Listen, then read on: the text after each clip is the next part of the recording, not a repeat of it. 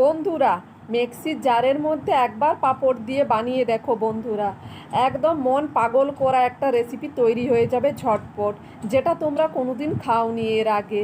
খাওয়া তো দূরের কথা, ভাবতেও পারবে না যে মিক্সি জারের মধ্যে পাঁপড়টাকে গুঁড়ো করে একটা দুর্দান্ত স্বাদের নিরামিষ রেসিপি বানানো যায় বন্ধুরা।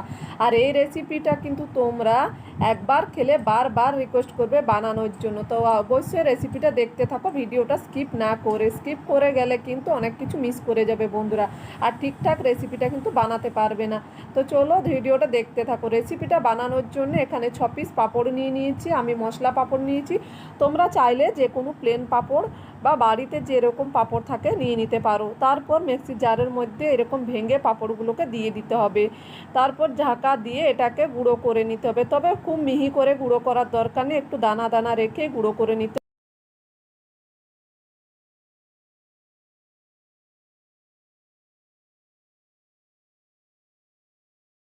আর পাঁপড়টা একটু দানা দানা করে গুঁড়ো করে নিলে কিন্তু এটা খেতে বেশি সুস্বাদু হবে বন্ধুরা।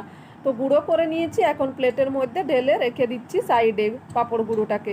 তারপর এখানে নিয়ে নিয়েছি 1 ইঞ্চির মতো আদা। আদাটাকে আমি গ্রেটারের সাহায্যে একদম ভালো করে ছেঁচে নিচ্ছি। তোমরা চাইলে কিন্তু আদাটা বেটে নিতে পারো বন্ধুরা। আর এদিকে নিয়ে নিচ্ছি একটা বড় সাইজের টমেটো। টমেটোটাকে সাইডটা কেটে দিচ্ছি, সাদা অংশটা যেটা শক্ত অংশ সেটাকে কেটে ফেলে দিচ্ছি। তারপর টমেটোটাকেও সেমভাবে আমি এটাকেও গ্রেটারের সাহায্যে এটাকেও ভালো করে ছেঁচে নিচ্ছি বা ম্যাশ করে নিচ্ছি। এইভাবে কিন্তু তোমরা টমেটোটাকে ম্যাশ করে নিতে পারো, বাটাবাটির কোনো ঝামেলাই থাকবে না বন্ধুরা। খুব সহজেই কিন্তু টমেটোর থেকে পিউরিটা বেরিয়ে আসবে। তো টমেটোটাকেও এইভাবে আমি পুরো টমেটোটাকে ভালো করে ছেঁচে নিচ্ছি, তারপর একটা প্লেটে উঠিয়ে রেখে দেবো।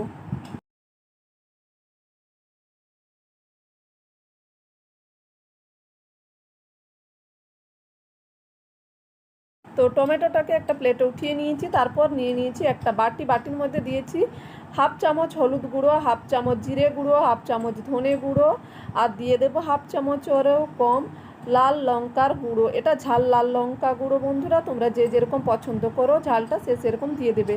আর দিয়ে দিচ্ছি 1 চিমটির থেকে একটু বেশি গরম মশলার গুঁড়ো। আর এখানে আমি 1/2 চামচ এই জন্য বলেছি, এটা চা চামচের থেকে কিন্তু ছোট চামচ বন্ধুরা।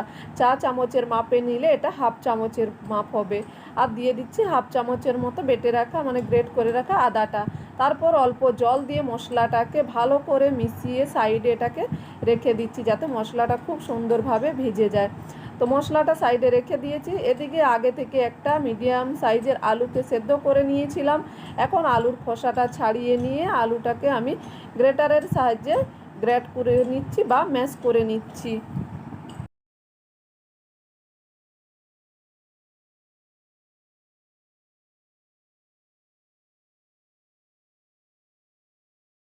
আলুটাকে সুন্দরভাবে ম্যাশ করে নিয়েছি।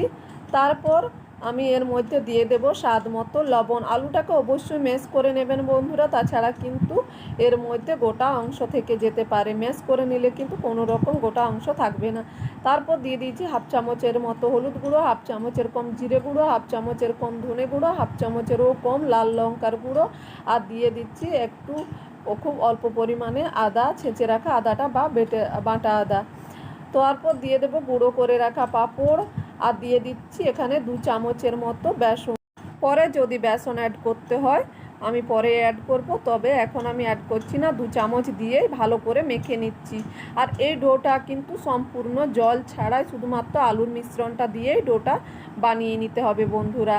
আর এই ডোটা কিন্তু একটু শক্ত করে বানিয়ে নিতে হবে, খুব বেশি নরম করা যাবে না ডোটা। তাই অবশ্যই যদি পরে বেসন লাগে দিয়ে দেবেন, তবে আমার কিন্তু আর বেসন লাগেনি।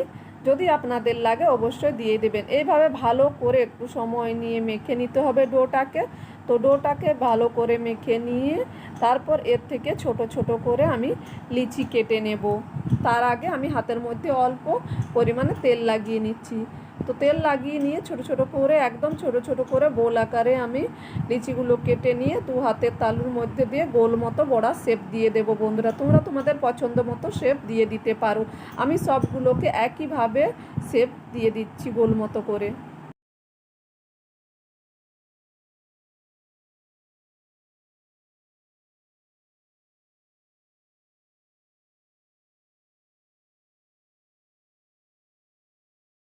তো সব কটা বল আমি একইভাবে বানিয়ে নিয়েছি। এটা তোমরা যে কেউ একবার দেখলে বানিয়ে ফেলতে পারবে, এটা বানানো খুবই সহজ। তো সব কটা বলই আমার তৈরি হয়ে গেছে। এখন আমি সাইডে রেখে দিচ্ছি প্লেটটা। তারপর গ্যাসের মধ্যে কড়া বসিয়ে দিয়েছিলাম আগে থেকে। 3 চামচের মতো সর্ষের তেল দিয়ে তেলটাকে ভালো করে গরম করে নিয়েছি। তেলটাকে গরম করে নিয়ে একটু হাতার সাহায্যে চারপাশে করে দিয়ে এখন আমি পাঁপড়ের বলগুলো দিয়ে দিচ্ছি। পাঁপড়ের বলগুলো আমি এক এক করে দিয়ে আর এগুলোকে কিছুক্ষণ নাড়াচাড়া করব না, খালি কড়ার মধ্যে একটু ঝাঁকিয়ে দিচ্ছি যাতে সবগুলোর মধ্যে সুন্দরভাবে তেল ঢুকে ভাজা হয়। আর এগুলো বড়াগুলো ভাজতে খুব বেশি সময়ও লাগে না, খুব সহজেই কিন্তু ভাজা হয়ে যায় লাল হয়ে। তো এগুলো দেখো একটা পিঠ ভাজা হয়ে যাওয়ার পর আমি একটু নাড়াচাড়া করে নিচ্ছি যাতে সবগুলো সমানভাবে চারদিকটা ভাজা হয়ে যায়। তো পাঁপড়ের বলগুলো কিন্তু ভাজা হয়ে গেছে বন্ধুরা। তো এখন আমি একটা প্লেটের মধ্যে উঠিয়ে নিচ্ছি। পাঁপড়ের বলগুলো কিন্তু ভাঙেনি, এইভাবে পাঁপড়ের বলগুলো বানালে কিন্তু ভেঙেও যাবে না বন্ধুরা। তো আমি আরও একটা ব্যাচে পাঁপড়ের বলগুলো ভেজে উঠিয়ে নিচ্ছি। তারপর আমি ওই তেলের মধ্যে দিয়ে দিচ্ছি হাফ চামচের মতো গোটা জিরে আর 3টে চেরা কাঁচা লঙ্কা। তোমরা চাইলে অবশ্যই এখানে শুকনো লঙ্কা ব্যবহার করতে পারো। আর যে মশলাটা ভিজিয়ে রেখেছিলাম বন্ধুরা, সেই মশলাটা দিয়ে দিচ্ছি। মশলাটা দিয়ে ভালো করে মিশিয়ে নিতে হবে। তারপর মশলাটাকে ঢেকে 2 থেকে 3 মিনিট একদম লো টু মিডিয়াম আঁচে কষিয়ে নিতে হবে যতক্ষণ না মশলা থেকে তেল ছেড়ে দিচ্ছে আর একটা সুন্দর কালার আসছে। তো দেখুন কিছুক্ষণ পরে মশলা থেকে তেল ছেড়ে দিয়েছে আর মশলাটা কিন্তু কষানো হয়ে গেছে। এখন আবারও ভালো করে মিশিয়ে নিতে হবে। তারপর দিয়ে দিতে হবে বেটে রাখা বা ছেঁচে রাখা টমেটোটা দেওয়ার পর আবারও নাড়াচাড়া করে মিশিয়ে নিতে হবে যতক্ষণ না টমেটোর কাঁচা গন্ধটা চলে যাচ্ছে। এইভাবে আবারও 1 থেকে 2 মিনিট মশলাটাকে ভালো করে কষিয়ে নিতে হবে। মশলাটাকে যত ভালো কষাবেন তত কিন্তু এই রান্নাটা খেতে বেশি সুস্বাদু হবে। তো এইভাবে মশলাটাকে আবারও কষিয়ে নিয়েছি। তো তেলও ছেড়ে দিয়েছে মশলা থেকে। তারপর দিয়ে দিতে হবে এর মধ্যে পর্যাপ্ত অনুযায়ী এখানে দিয়ে দিতে হবে গরম জল, হালকা উষ্ণ গরম জল ব্যবহার করেছি আমি এখানে। তারপর ভালো করে আবারও মিশিয়ে নিতে হবে। মিশিয়ে নিয়ে অপেক্ষা করতে হবে যতক্ষণ না ঝোলটা ফুটে উঠছে। তো ঝোলটা ফুটে উঠেছে।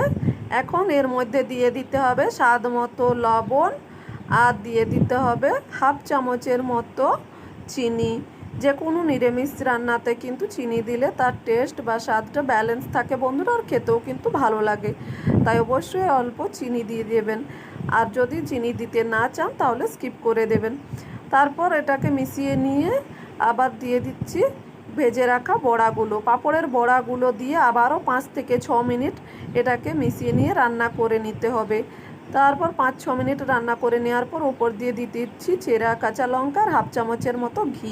ঘিটা দিলে অবশ্যই খেতে কিন্তু বেশি সুস্বাদু লাগবে বন্ধুরা। যারা ঘি পছন্দ করো না তারা স্কিপ করে দিতে পারো। কত সহজে একটা তৈরি হয়ে গেল দুর্দান্ত স্বাদের নতুন পাঁপড়ের ইউনিক একটা রেসিপি। এটা ভাতের সঙ্গে কিন্তু তোমরা পরিবেশন করতে পারো বন্ধুরা, অসম্ভব সুন্দর লাগে খেতে। আর রেসিপিটা ভালো লাগলে অবশ্যই চ্যানেলটি লাইক শেয়ার সাবস্ক্রাইব করতে ভুলো না, আর কমেন্ট করে জানাতে ভুলো না এই রেসিপিটা কেমন লেগেছে। পাঁপড়ের এই রেসিপিটা যদি তোমাদের নতুন কোনো নাম জানা থেকে অবশ্যই কমেন্ট বক্সে গিয়ে করে জানাতে পারো আমাকে বন্ধুরা। আবার নতুন রেসিপিতে দেখা হবে। সবাই ভালো থাকবে, সুস্থ থাকবে বন্ধুরা।